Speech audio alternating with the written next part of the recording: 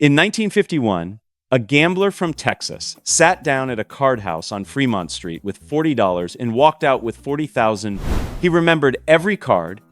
He could not tell you what he ate. Number 18 was placed in front of every man at that table for free, but it cost the house more than most bad bets. Number 9 was made by a woman who was never permitted through the front door. Number 3 is on a restaurant menu in New York today for $47. These 25 meals were never just food. Hit that subscribe button. Number 25, oyster stew. In the 1850s, along Pacific Street in San Francisco's Barbary Coast, the saloons that ran gambling tables did not advertise their food. A dozen oysters cost 10 cents in 1853, and the house boss ladled them into a thin cream broth and left the pot sitting at the end of the bar. You did not pay for it. That was the point. Men pulled chairs up to card tables and stayed through the cold bay nights because the stew kept coming. They came for the cards. They stayed because of the bowl. It was not generosity. It was arithmetic. Number 24, pinto bean soup. Deadwood, South Dakota, 1876. The saloons on Main Street ran card games through the night and kept pinto bean soup on the stove from open to close. 3 cents a bowl. A man could eat for 3 cents and sit at a table where other men were betting their entire season's wages on a single hand. Wild Bill Hickok was shot in the back that same year at a card table in Deadwood, holding a pair of aces and a pair of eights. The beans kept cooking. Nobody stopped the game. Number 23, sourdough flapjacks. In 1898, the Klondike Gold Rush drove 30,000 men into the Alaska and Yukon wilderness, and the gambling tents followed them north. Sourdough starter was traded between prospectors like currency more reliable than gold dust, harder to lose. The men running the card tents kept crocks of starter alive through the winters and cooked flapjacks on flat iron plates over open fires. A man could eat 3 of them and sit down at a game with nothing left in his pocket. Many did. The starter outlasted the gold rush. Some of those crocks are still alive today. Number 22, turtle soup.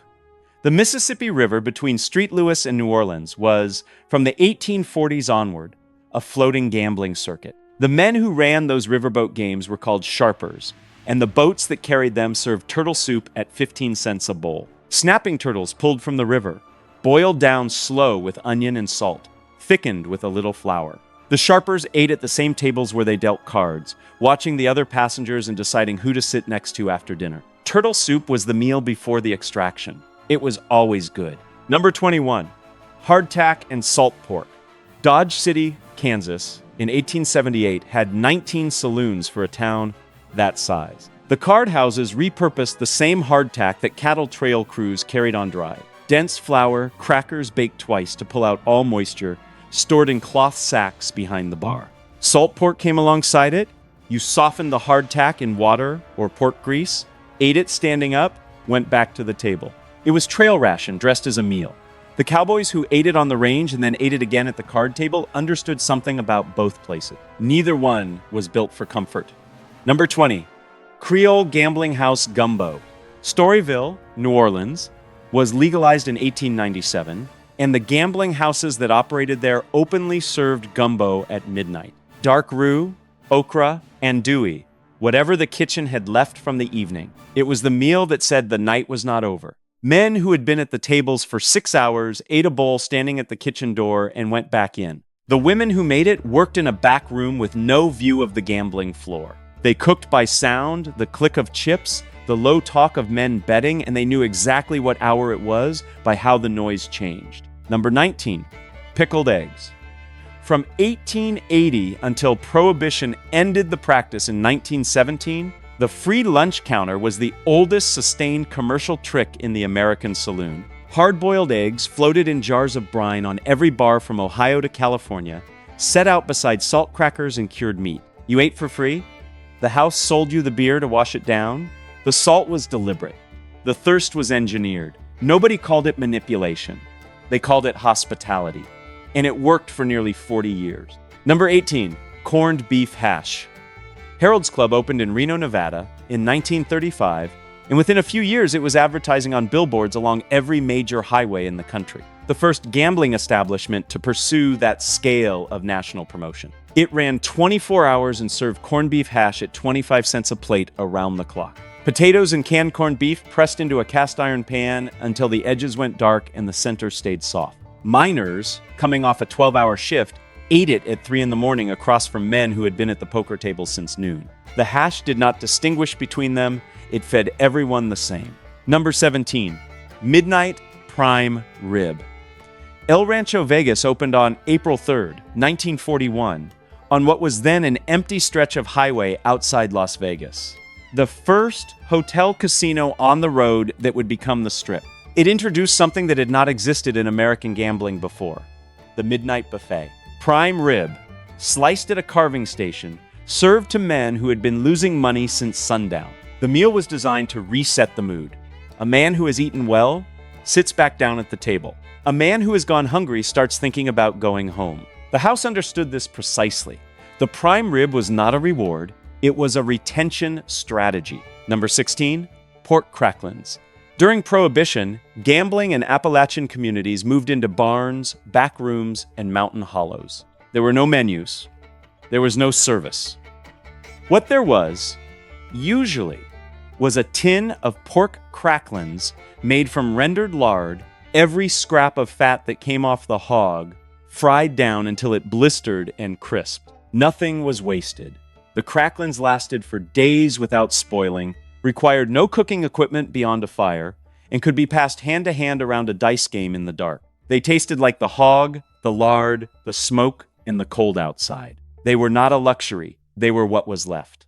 Number 15, cannoli. The Chicago outfit ran gambling in the city through the 1930s and 1940s. And the kitchens in those houses were run by the Sicilian wives of the men who ran the games.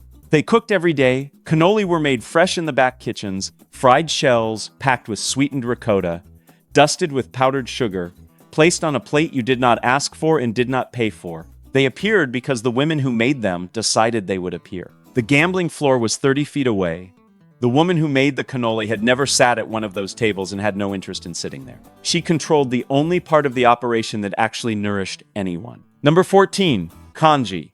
In the 1880s and 1890s, the Chinese lottery dens operating openly in San Francisco's Chinatown served congee at dawn. The game was called Pak Kop Piu, and the men who played through the night, workers, laborers, men who would be at the docks or the laundries by sunup, ate a bowl of rice porridge before they walked out the door. Plain congee. Water and rice cooked down until it was almost liquid. A little ginger. A preserved egg if the kitchen had one. It cost almost nothing. It was the meal that sent a man back out into a city that did not particularly want him there. Number 13, sweet potato pie. In Harlem during the 1920s and 1930s, the numbers game employed thousands of people, and the kitchens in those policy houses were run by black women who sold sweet potato pie by the slice to the men waiting to place their bets. $1 could disappear in a minute at those tables. A slice of pie cost a few cents and lasted longer. The women who made it showed up before the gamblers arrived and left after they had gone. The history of those houses recorded the men who ran the numbers. It did not record the women who fed them. This is the correction. What follows requires setting down the list for a moment. Every meal placed in front of a man in these rooms served one function: not hospitality, not community.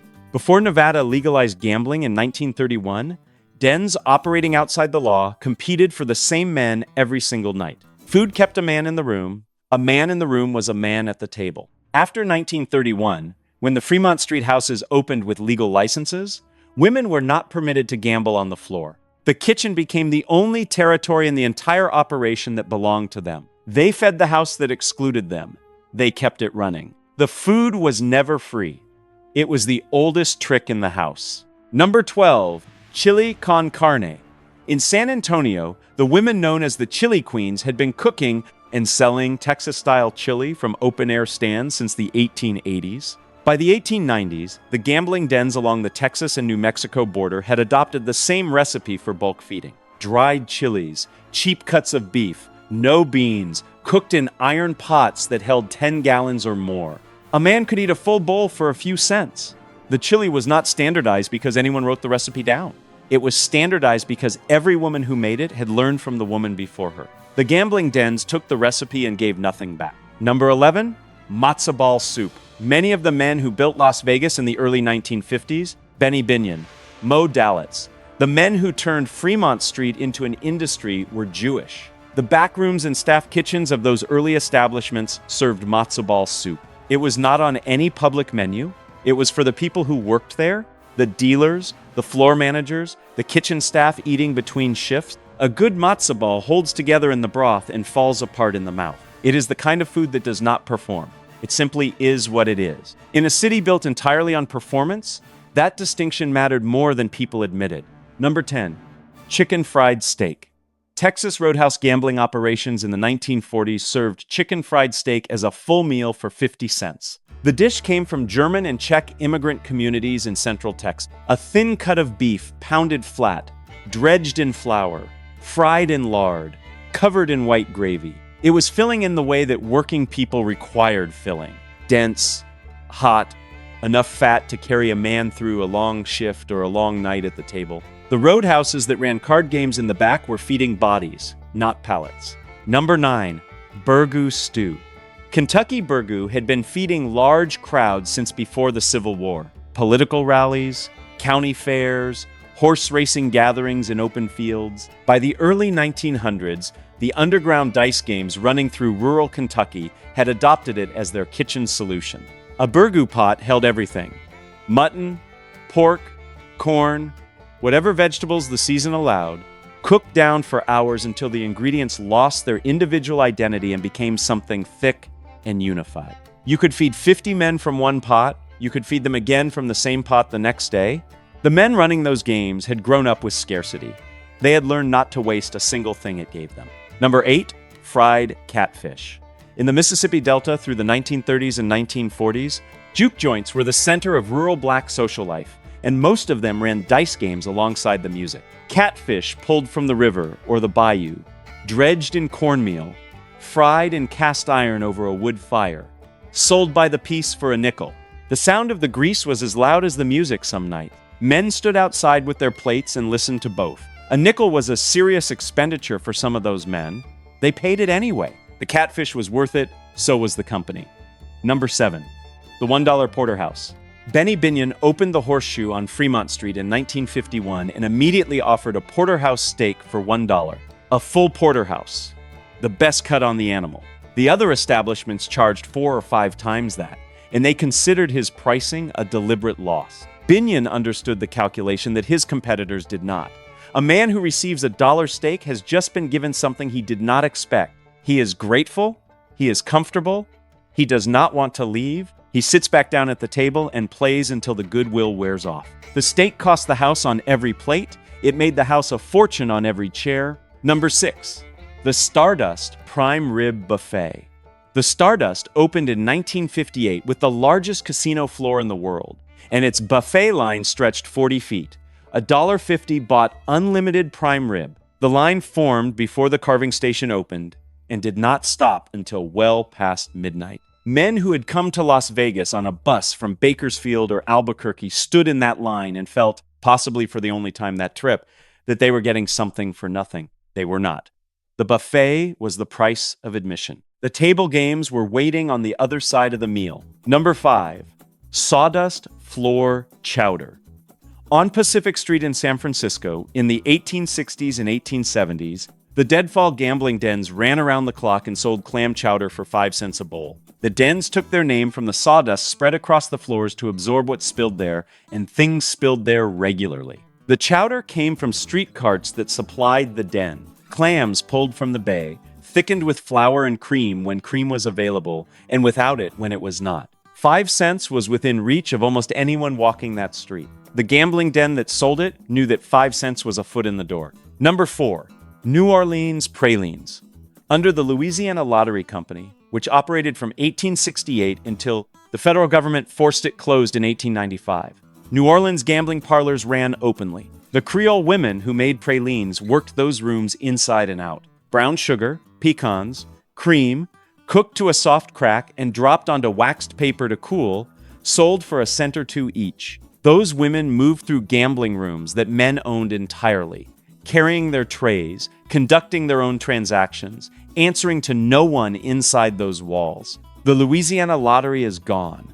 The praline is still on every street corner in New Orleans. Draw your own conclusions. Consider what those kitchens produced without refrigeration, without formal training, without a single class in nutrition.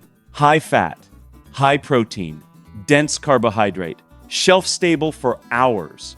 The kind of food that keeps a man mentally present through an all-night game without sending him to sleep. The women who fed the Mississippi Sharpers and the Fremont Street dealers and the Harlem Numbers players were not running a side operation. They were the metabolic engine of every one of those establishments. Remove the food and the gambling stops.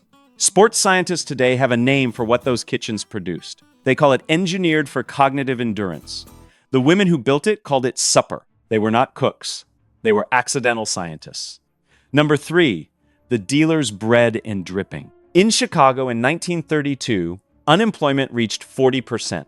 Underground gambling dens that winter were among the few places in the city that offered warmth and something to eat, and the dealers who worked those tables were paid partly in meals. Between hands, they ate bread spread with beef dripping. The fat and juices settled at the bottom of a roasting pan, spread cold onto bread the way butter was spread in better time. It cost 3 cents. It kept a man standing for 12 hours. There were 40 men outside on the street willing to take his place. He ate quickly. He went back to the cards. He did not complain about any of it. Number 2, the house cook's biscuits. Wilbur Clark's Desert Inn opened in Las Vegas in 1950, and the black kitchen staff who worked there were not permitted to gamble on the floor or stay in the hotel's rooms. They cooked, they cleaned, they kept the operation moving, and they left through the back entrance. Every morning, one woman in that kitchen made biscuit, the kind that split open in your hands and steamed in the cool desert air. She passed them to the other staff, who sometimes slipped them to players they recognized, players who came back often, players who treated them with something approaching dignity. She could not sit at a single table in that building. Every man who ate her biscuits played better that day. Nobody ever explained why. Number 1, the wish sandwich. During Prohibition, speakeasy card rooms operated in basements from New York to Los Angeles, and sometimes what came to the table was a plate with 2 slices of bread and nothing between them. They called it a wish sandwich. You wished there was something in it. The WPA recorded the term in oral histories collected in 1939 from men and women who had lived those years and agreed to speak about them. A man sitting at a card table with 2 slices of bread and an empty plate in front of him understood his position exactly. He had already lost. But he sat there anyway, because sitting there meant he had not given up. The bread was not a meal. It was a declaration. The only bet some of those men ever truly won was the one where they decided to stay in the game one more night and then one more after that. That bet cost nothing and paid everything. These meals are not in any museum. There is no exhibit for the woman who made biscuits at the Desert Inn, or the man who ate bread and dripping in a Chicago basement in the worst year of the Depression, or the Creole women who moved through the Louisiana lottery parlors with their praline trays. The histories record the men who built the houses, the men who broke the bank, the men who lost fortunes in a single hand. They do not record the people who fed them. But the food outlasted the gamblers. It always does. This week, make one of these. Not the porterhouse, not the prime rib. Make the chowder, or the bean soup, or the biscuit. Sit at a table, not the couch, not in front of a screen. Sit down, eat slowly, and think about the hands that made this same meal in a back kitchen with no windows while cards were being dealt 30 feet away. Then leave a comment below. Tell me the name of someone in your family who lived through hard years and fed people anyway. Someone who kept a kitchen going when the kitchen had almost nothing in it. Their names belong in this conversation. This is where they go.